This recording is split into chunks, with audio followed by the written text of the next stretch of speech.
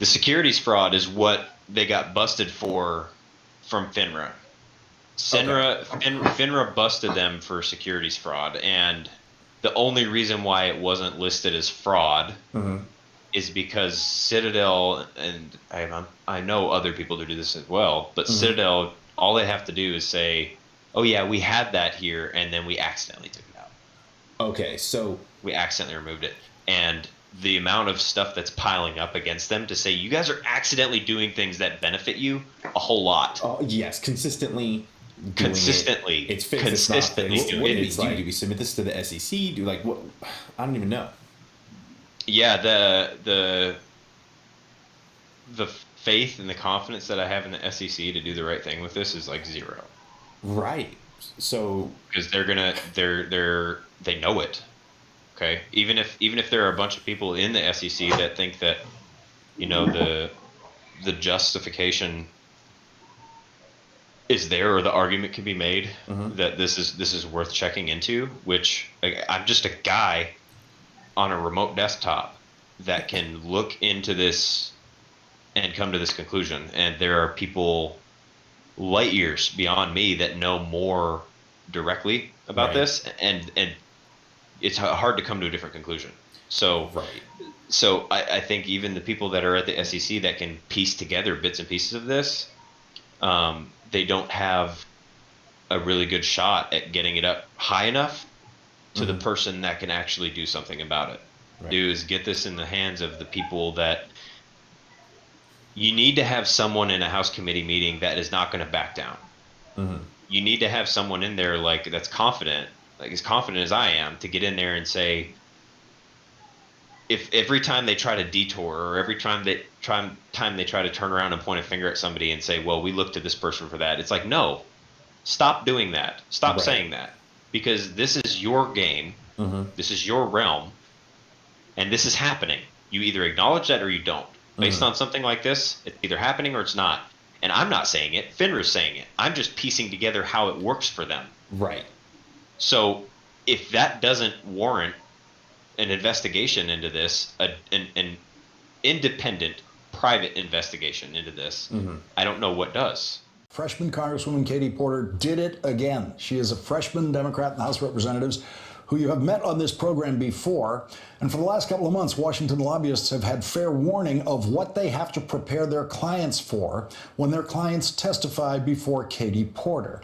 Jamie Dimon is the head of JP Morgan Chase Bank. He makes $31 million a year. He pays Washington lobbyists millions and millions and millions of dollars to handle his lobbying interests in Washington and to prepare him specifically for things like testifying to Congress. And that's what it has to do, is this has to be pushed out in front of a committee where someone can talk to someone from the SEC and not let them just cover by saying it's not their job. Right. And I found a job in my hometown of Irvine at JP Morgan Chase. It pays $16.50 an hour. The lobbyists never saw that one coming.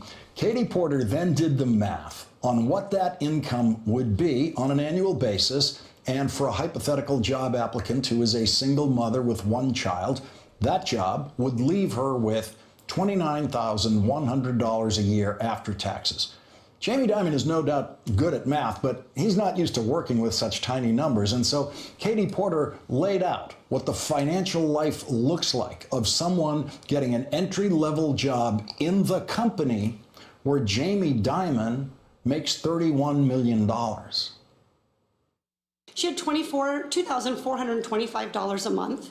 She rents a one-bedroom apartment. She and her daughter sleep together in the same room. In Irvine, California, that average one-bedroom apartment is going to be $1,600. She spends $100 on utilities. Take away the $1,700, and she has net $725. She's like me. She drives a 2008 minivan and has gas, $400 for car expenses and gas, net $325. The Department of Agriculture says a low-cost food budget, that is ramen noodles, a low food budget is $400. That leaves her $77 in the red. She has a Cricket cell phone, the cheapest cell phone she can get, for $40. She's in the red $117 a month. She has after-school childcare because the bank is open during normal business hours. That's $450 a month. That takes her down to negative $567 per month. My question for you, Mr. Diamond, is how should she manage this budget shortfall while she's working full-time at your bank? And then Jamie Dimon deflected the question a bit, and then his answer finally came down to, I don't know. She's short 567. What would you suggest she do? I don't know. I'd have to think about that. Would you recommend that she take out a JP Morgan Chase credit card and run a deficit? I don't know. I'd have to think about it. Would you recommend that she overdraft at your bank and be charged overdraft fees? I don't know. I'd have to think about it.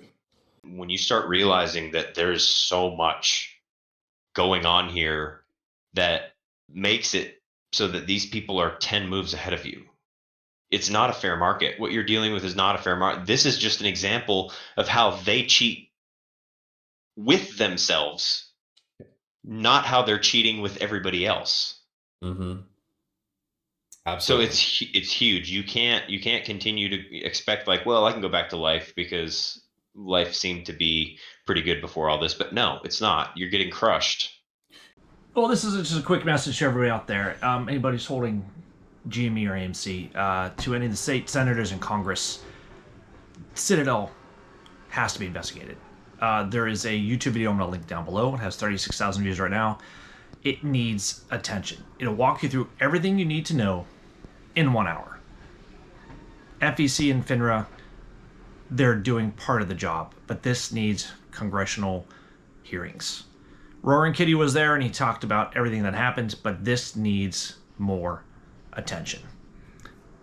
What happened to the housing crisis in 2008, 2009 was fine. Everything happened afterwards. This is what's happening before the next one that's coming. So please, everybody, please go hit the link down below here. The video is called Walking Like a Duck Exposing Citadel. This needs to be heard and really explained. Even to a senator, you can have this on your car, drive it anywhere you are. This needs to be listened to. It's very simple. It's very straightforward. And the researcher here does a fantastic job. He's done a fantastic job with research already on Reddit and doing a lot of due diligence, or DD as it said. So please go and listen to the whole thing, if not once, if not twice. But again, let's get some senators on here in Congress. This needs exposure now. So anyway, thanks for listening. Be safe.